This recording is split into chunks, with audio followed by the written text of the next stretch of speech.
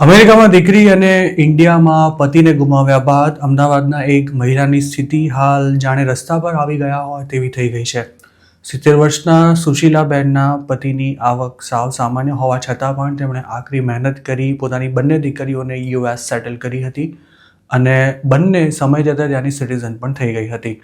દીકરીઓ અમેરિકામાં સેટ થઈ જતાં સુશીલાબેનની મહેનત લેખે લાગી હતી અને 2013થી તેઓ પતિની સાથે વિઝિટર વિઝા પર યુએસ આવતા જતા પણ થઈ ગયા હતા. તેમને પોતાની નાની દીકરી સાથે વધારે લગાવ હતો.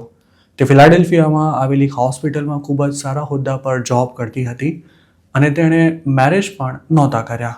ઇન્ડિયામાં રહેતા પેરેન્ટ્સનો તમામ ખર્ચો ભોગવવાની સાથે તેમને 1-2 વર્ષે યુએસ બોલાવવા માટે પણ તમામ પૈસા સુશીલાબેનની આ નાની દીકરી જ આપતી હતી. દીકરી પરણીને પોતાની ફેમિલીમાં સેટલ થઈ જાય તેવી તેમની ઘણી ઈચ્છા હતી, પરંતુ તેને કરિયર બનાવવામાં વધારે રસ હતો. દીકરીની યુએસમાં ખૂબ જ સારી આવક હોવાથી સુશીલાબેન અને તેમના પતિનું ઘડપણ ઇન્ડિયામાં સારી રીતે પસાર થઈ રહ્યું હતું અને તેમને અમેરિકા જવાની કે ત્યાં સેટલ થવાની પણ કોઈ ઈચ્છા નહોતી, કારણ કે તેમના ઘણા રિલેટિવ્સ અમદાવાદમાં જ રહેતા હતા. જોકે દીકરીઓને સેટલ કરવા માટે ઘણા વર્ષો સુધી મહેનત કરનારા અને ટૂંકી આવકમાં ઘર ચલાવતા સુશીલાબેનનો કપરો સમય પૂરો થયો તેના ગણતરીના જ વર્ષો થયા હતા કે તે જ વખતે એટલે કે લગભગ 2018માં તેમનું સૌથી વધારે ધ્યાન રાખતી નાની દીકરીને કેન્સર ડિટેક્ટ થયું હતું. તે વખતે તેમની દીકરીની ઉંમર માંડ 30-32 વર્ષની આસપાસ હતી. શરૂઆતમાં તેને થાઇરોઇડનું કેન્સર થયું હતું અને તેની ટ્રીટમેન્ટ પણ શરૂ થઈ હતી, પણ તે જ દરમિયાન આ કેન્સર વકરવાનું શરૂ થયું હતું. થાઇરોઇડ બાદ સુશીલાબેનની આ દીકરીને પેટમાં પણ કેન્સર પ્રસર્યું હોવાનું નિદાન થયું હતું અને છેલ્લે લંગ્સમાં પણ કેન્સરના સેલ દેખાયા બાદ તેની સર્જરી કરવી જરૂરી બની ગઈ હતી. સુશીલાબેનની દીકરી ખૂબ જ હિંમતથી આ જીવલેણ કેન્સરનો સામનો કરી રહી હતી. અત્યાર સુધી તેણે ઇન્ડિયા રહેતા પેરેન્ટ્સને પણ પોતાની હાલત વિશે જરા સરખો અણસાર નહોતો આવવા દીધો. પણ 2019માં જ્યારે સર્જરી કરાવવાની આવી ત્યારે તેણે પોતાની મમ્મીને આ અંગે બધી વાત કરી અને તેને 3 મહિના માટે યુએસ પોતાની સાથે રહેવા આવી જવા કહ્યું હતું. સુશીલાબેનના પતિ હાર્ટ પેશન્ટ હતા. તેમને 2 હાર્ટ એટેક્સ આવી ચૂક્યા હતા, પરંતુ તેમ છતાંય તે એકલા જ પોતાની સંભાળ લઈ શકે તેવી સ્થિતિમાં હતા. માતાને કેન્સરની વાત કરનારી સુશીલાબેનની દીકરીએ તેમને એવું પણ કહ્યું હતું કે પપ્પાને આ અંગે કશી જ ખબર ન પડવી જોઈએ. નવેમ્બર 2019માં સુશીલાબેન દીકરીની સંભાળ લેવા માટે અમેરિકા પહોંચ્યા હતા, પણ 2020માં કોવિડને લીધે ઇન્ટરનેશનલ ફ્લાઇટ્સ બંધ થઈ જતાં તેઓ સમયસર ઇન્ડિયા પાછા નહોતા આવી શક્યા. અમેરિકામાં ઓવરસ્ટે થવાની ફરજ પડતા સુશીલાબેન છેક 10 મહિને એટલે કે ઓગસ્ટ 2020માં ઇન્ડિયા લેન્ડ થયા હતા.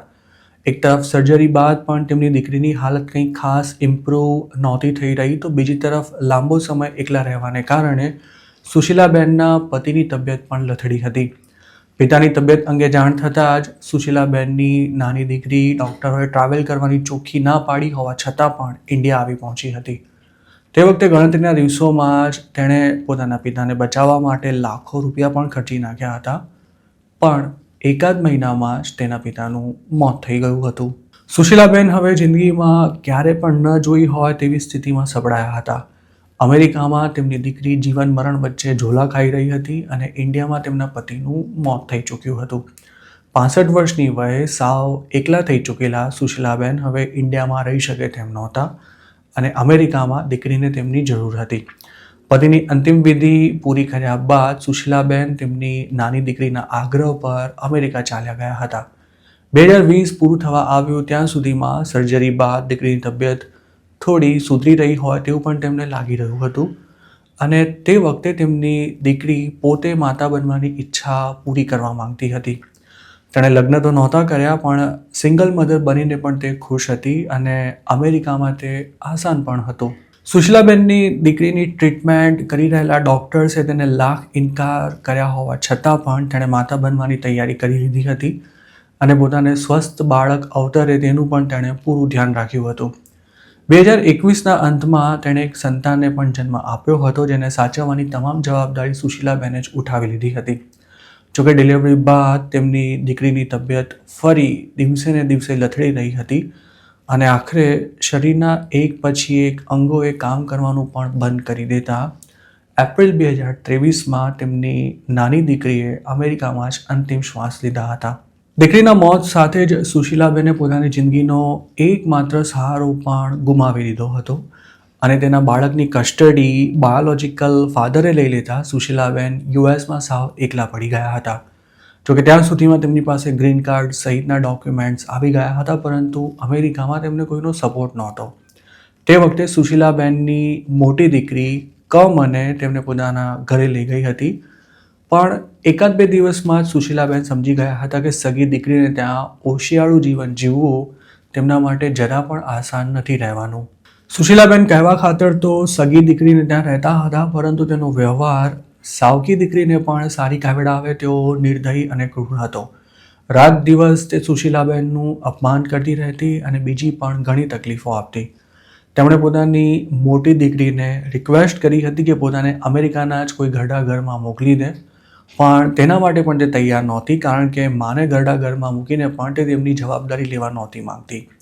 દીકરીનો ત્રાસ સહન ન થતાં સુશીલાબેને આખરે પોતાને ઇન્ડિયા મોકલી દેવા માટે આજીજી કરવી પડી હતી અને તેના માટે તે પોતાના દાગીના વેચવા પણ તૈયાર થઈ ગયા હતા. સુશીલાબેનને અમદાવાદ આવે 3 મહિના જેટલો સમય થઈ ગયો છે, પણ હવે તેમની હાલત એવી છે કે તેમની પાસે 2 ટંક જમવાના પણ પૈસા નથી રહ્યા. તેમની પાસે અમદાવાદના એક સારા એરિયામાં દીકરીએ અપાવેલું ઘર તો છે, પરંતુ તેના દસ્તાવેજ કોની પાસે છે અને કઈ હાલતમાં છે તેની તેમને કોઈ જ માહિતી નથી. ઇન્ડિયા પાછા આવ્યા બાદ સોસાયટીનું મેન્ટેનન્સ અને ઇલેક્ટ્રિસિટીનું બિલ ભરવા માટે પણ તેમને પોતાની સોનાની બંગડી વેચવી પડી હતી. ક્યાંક વૃદ્ધાશ્રમમાં રહેવાનો મેળ પડી જાય તે માટે પણ તેમણે તપાસ કરી હતી, પણ કોઈ વૃદ્ધાશ્રમવાળા તેમને ફ્રીમાં રાખવા તૈયાર નથી અને સાથે જ તેઓ ગેરંટર તરીકે 2 લોકોના નામ પણ માંગી રહ્યા છે, જેની વ્યવસ્થા હવે સુશીલાબેન કરી શકે તેમ નથી રહ્યા. આમ ગુજરાત સાથે વાત કરતા સુશીલાબેને કહ્યું હતું કે 2020માં તેમની દીકરી ઇન્ડિયા આવી ત્યારે તેણે પોતાના એક સ્કૂલ ફ્રેન્ડની મદદથી કોઈ બેંકમાં લોકર ખોલાવી તેમાં ઘરના દસ્તાવેજ, પોતાનું વસિયતનામું અને અમુક જ્વેલરી મૂક્યા હતા. પોતાની દીકરી અને તેના દોસ્ત વચ્ચે જે વાતચીત થઈ હતી તેના મેસેજીસ પણ સુશીલાબેન પાસે છે, પરંતુ હવે તે યુવક સુશીલાબેન સાથે કોઈ વાતચીત કરવા તૈયાર નથી અને ન તો તે આ કહેવાતા લોકરની પણ કોઈ માહિતી આપી રહ્યો છે. સુશીલાબેન પોતાનો ફ્લેટ વેચી તેમાંથી જે પૈસા આવે તેના દ્વારા કોઈ સારા વૃદ્ધાશ્રમમાં રહેવા માંગે છે, પણ ઘરના દસ્તાવેજ પોતાની પાસે ન હોવાથી તેઓ ફ્લેટ પણ વેચી શકે તેમ નથી. સુશીલાબેન હાલ એટલા ડિપ્રેશનમાં આવી ગયા છે કે આખો દિવસ તે પોતાની દીકરી અને પતિને યાદ કરતા રડતા રહે છે. અમે જ્યારે તેમની સાથે વાત કરી ત્યારે પણ તે સતત રડી રહ્યા હતા. અત્યંત દયનીય સ્થિતિમાં મુકાયેલા સુશીલાબેનને હવે માણસોનો પણ ડર લાગવા માંડ્યો છે.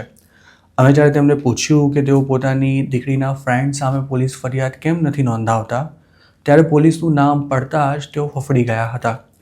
તેમને એ વાતની બીક છે કે જો પોલીસનું લફડું થયું તો હાલ જે લોકો તેમની હેલ્પ કરી રહ્યા છે તે પણ દૂર હટી જશે અને જો આમ થયું તો પોતાને 2 ટંક જમવાના પણ ફાંફા પડી જશે. કેટલાક લોકો સુશીલાબેનનો દોષ કાઢતા તેમને એવું પણ કહી રહ્યા છે કે દીકરી નથી જીવવાની તે ખબર હોવા છતાં પણ તમે તેને વિલ અને તેના બાકીના પૈસા ક્યાં છે તે કેમ ન પૂછ્યું. આ વાત પર અત્યંત વ્યથિત થતાં સુશીલાબેને જણાવ્યું હતું કે પોતાની નજર સામે જ્યારે દીકરી મરી રહી હતી ત્યારે તેમને પૈસા કે પછી દીકરીની પાસે કેટલી પ્રોપર્ટી છે અને તે ક્યાં છે તે વાતનો કોઈ વિચાર જ નહોતો આવ્યો અને તેના મોત બાદ તો તેમની હાલત જાણે મગજ બહેરમાંથી ગયું હોય તેવી થઈ ગઈ હતી.